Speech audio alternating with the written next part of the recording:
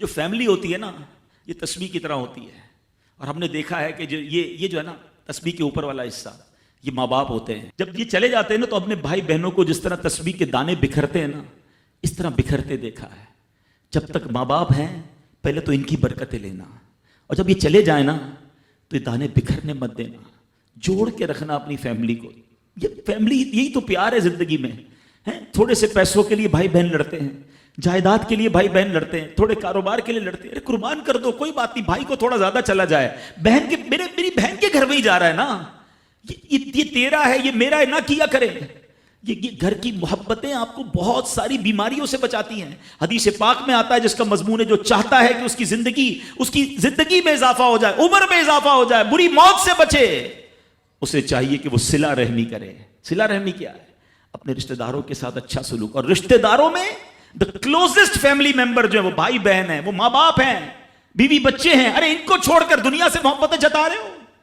نہیں میرے پیارے اسلامی بھائیوں. تو اپنی بچیوں کے ساتھ اور اپنی بہنوں کے ساتھ بالخصوص اچھا سلوک کرنا. خوش نصیب ہے وہ بھائی جو بہنوں کا مان ہے، خوش نصیب ہے وہ جو والد جو اپنی بچیوں کے ساتھ اچھا برتاؤ کرتا ہے. بہنوں کی دعائیں بھائی کو بہت اوپر لے جاتی ہیں. خوش نصیب ہے وہ بھائی. اچھا ہمارے ایک اور نظام پتہ ہے کیا ہے کہ جب تک ماں باپ کے ساتھ رہ رہے ہیں تو چلے بھائی بہنوں میں پیار ہے. اب بھائی بہنوں میں شادی ہو گئی، سب کی شادیاں ہو گئیں اور ماں باپ چلے گئے، تو اب نارملی لوگ اپنی بہنوں کو اگنور کرتے ہیں. اب یار میں تو اپنی بیوی کو دیکھوں گا، اپنے بچوں کو دیکھوں گا، اپنی کمائی کو دیکھوں گا. نہیں، اب بھائی کا کام ہے کہ وہ والد کا کردار ادا کرے، بہنوں کو یہ احساس دلائے کہ تمہارے ماں باپ چلے گئے ہیں مگر تمہارے بھائی زندہ ہیں، ہر مشکل میں تمہارے بھائی تمہارے ساتھ کھڑے ہوں گے.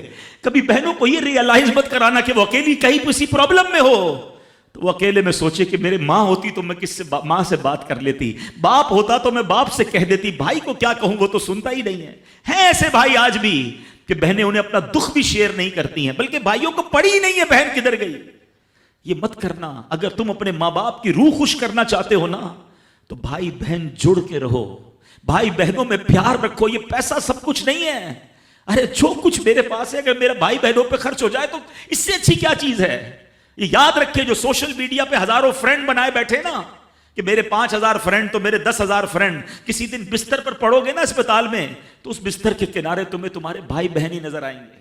وہ سوشل میڈیا والا تمہارا جو سارے دن چیٹنگ جس کے ساتھ واٹس ایپ پہ لگے ہوئے ہو نا گروپ میں، کوئی نظر نہیں آئے گا. جب تمہارے گھر میں کوئی بچے کا پرابلم ہوگا رات آدھی رات کو اگر تمہارے گھر کوئی آ کے تمہیں دلاسا دے گا تو تمہارے بھائی بہن ہوں گے. بہنوں کو حقیر نہ سمجھنا، یہ ان لوگوں کے لیے بھی درس ہے. اسلام جب نہیں آیا تھا نا تو بہنوں کے حقوق نہیں تھے، ان کو کوئی ورثے میں حق نہیں دیتا تھا، بہنوں کی شادیاں نہیں کرواتے تھے. مگر آج بھی کچھ قبائل سنا ہے ایسے ہیں، آج بھی بدبخت کچھ لوگ ایسے ہیں جو بہنوں کے حق دبا لیتے ہیں. ارے بہنیں تو غم گسار ہوتی ہیں، بہنیں تو بھائیوں کا مان ہوتی ہیں. ارے بہنیں ہوتی ہیں تو گھر میں رونق ہوتی ہے. ارے بہنوں کو عزت دیا کرو، بہنوں کو پیار دیا کرو. اللہ کے حبیب فرماتے ہیں ایسا بھی ہوا کہ کچھ لوگوں کی ماں باپ جلدی چلے گئے، اب بھائی پر بہنوں کا بوجھ ہے. ایک صحابی کے بارے میں آتا ہے ان کی 6 یا 7 بہنیں تھیں اور سبحان اللہ وہ اپنی بہنوں کو انہوں نے پالا، اپنی بہنوں کو باپ بن کر پالا. ان کے بالوں میں کنگھی بھی کرتے تھے. اور جب بہنوں کی شادیاں ہو گئیں، بہنیں بڑی ہو گئیں، اپنی شادی تاخیر سے کی اور شادی بھی کسی بیوہ سے کی. پوچھا گیا کہ کیوں بیوہ سے شادی کی؟ کہا میری بہنوں کو ایک ماں کی حاجت تھی، میں کوئی جوان لڑکی لے آتا تو بہنوں کا کیا ہوتا. اللہ اکبر. یہ صحابہ کا انداز. اور آج جو بہنوں کا حق دباتے ہیں، آج جو بہنوں کو ذلیل کرتے ہیں، نہ کرنا. ہمارا اسلام بہنوں سے محبت کا درس دیتا ہے.